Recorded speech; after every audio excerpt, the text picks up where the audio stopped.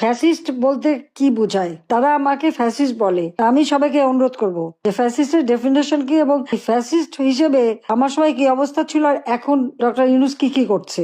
Fascist খেতাবটা তো তারই পাওনা, সেই সাথে জঙ্গি, যত জঙ্গি সন্ত্রাসী সবাইকে সে মুক্তি দিয়ে দিয়েছে। এই সময় তিনি এখন আরেকটা কাজ শুরু করছেন, সেটা হলো কি, তার যে ওই যে মিথ্যা কথা তৈরি করে করে বাজারে ছাড়া, সোশ্যাল মিডিয়াতে ছাড়ার যে মেকানিজমটা আছে সেইটা এখন কাজে লাগাচ্ছে। এখন বসে বসে ওই অবৈধ ক্ষমতা দখলকারী সে যেটা কাজ করবে সেটা হলো ইউনূসকে আরো ক্ষমতায় দেখতে চাই, নির্বাচন না ইউনূসের ক্ষমতা। এখন যখন নির্বাচনের দাবি তুলছে, যদিও আমি পদত্যাগ করি নাই, আমি এখনো সংবিধান মোতাবেক ক্ষমতায় রয়েছি, সেখানে জোর করে সরানো হয়েছে।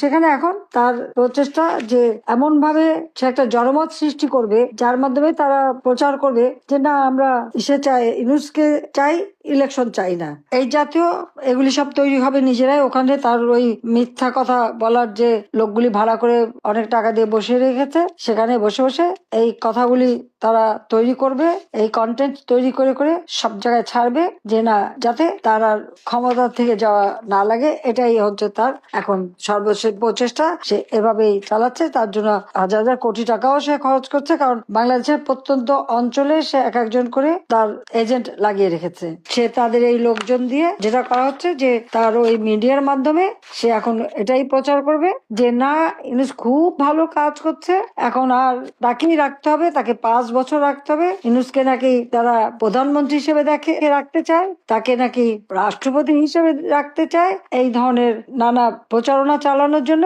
সে নিজেই মিটিং করে একটা এই ধরনের একটা বুদ্ধি পরামর্শ দিয়ে তার লোকদের ছেড়ে দিয়েছে যে তাদেরকে দিয়ে এখন এই ধরনের প্রচার আপনারা 2-4 দিনের মধ্যেই দেখতে পারবেন যে এই প্রচার শুরু হয়ে গেছে যে না, এখন ইউনূস থাকবে, ইউনূস না থাকলে নাকি কিছুই হবে না, দেশ নাকি একটা উন্নতি হবে না। কি উন্নতি করেছে? হলি আর্টিজেনে যারা সেখানে সন্ত্রাসী জঙ্গি কাজ করলো সেটাকে আমরা দমন করলাম এবং তাদের খুঁজে বের করে সাজা দিলাম, তারা মুক্ত।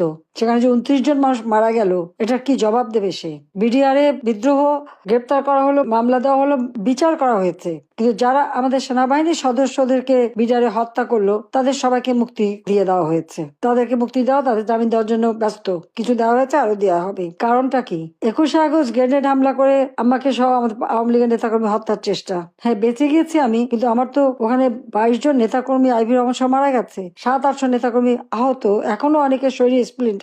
এই ঘটনায় যারা সাজা পেয়েছ তারাও মুক্ত, এবং যারা খুনি, সন্ত্রাসী, জঙ্গি, 500 জায়গায় বোমা হামলা, সেই বাংলা ভাই থেকে শুরু করে সব যাদেরকে, সেই সমস্ত জঙ্গি তো আমি দমন করেছিলাম, তারা সাজাপ্রাপ্ত আসামি ছিল, সবাইকে মুক্ত করে দিয়ে যত মামলা হচ্ছে আওয়ামী লীগের